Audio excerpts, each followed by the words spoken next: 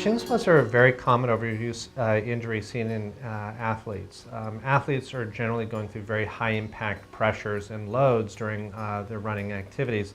And the traditional areas of shin splint encountered is the anterior portion of the shin, or anterior shin splints, and then we'll also see the medial portion of the long bone or the tibia called medial tibial stress syndrome or medial shin splints. The medial tibial shin splints are very oftentimes related to excessive foot motion called pronation during the running or walking cycle.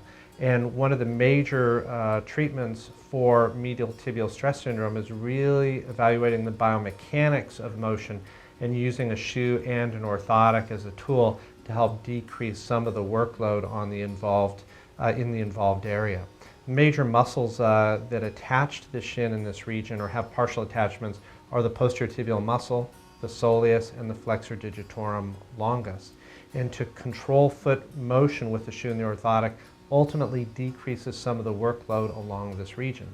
To differentiate shin splints from a stress fracture which is very uncommon, generally will cause very specific localized pain along the shaft of the tibia, but very, very localized. Oftentimes there'll be swelling associated with that as well. Shin splints, however, are generally encountered pain that's encountered right behind the tibia along at least about a 5 centimeter region along the tibia. So much more spread out on the back portion of the tibia rather than very localized. This is a standing exam of an athlete who has shin splints, and the very first thing we notice is a significant loss of arch height. This loss of arch height represents excessive foot pronation. A very easy way to determine whether or not you pronate excessively is by just finding the very front portion of your tibia bone and drawing a line right down that tibia bone.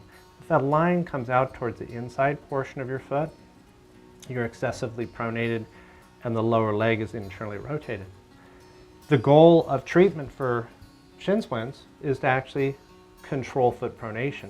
And what we're doing by lifting the arch up here is we're externally rotating the leg and we're decreasing some of that foot pronation. And now as we draw a line right down the tibia, that line would come out towards the first and the second toe. The orthotic itself is the tool. So this is a posted orthotic from Slow Motion Shoes that really has a very significant amount of support to it. What we do is we really let the shoe, a very supportive shoe, and the orthotic work to help control that foot pronation. As we lift our foot up here. Now what we've done is we've externally rotated that leg to a more foot neutral position. And really what this does is it decreases some of the workload on the affected muscles that have created this inflammation condition or periostitis. So outside of rest and ice, it's really the shoe and the orthotic as they control foot pronation during the walking and running cycle. Medial tibial stress syndrome, or shin splints, is really related to overpronation of the foot.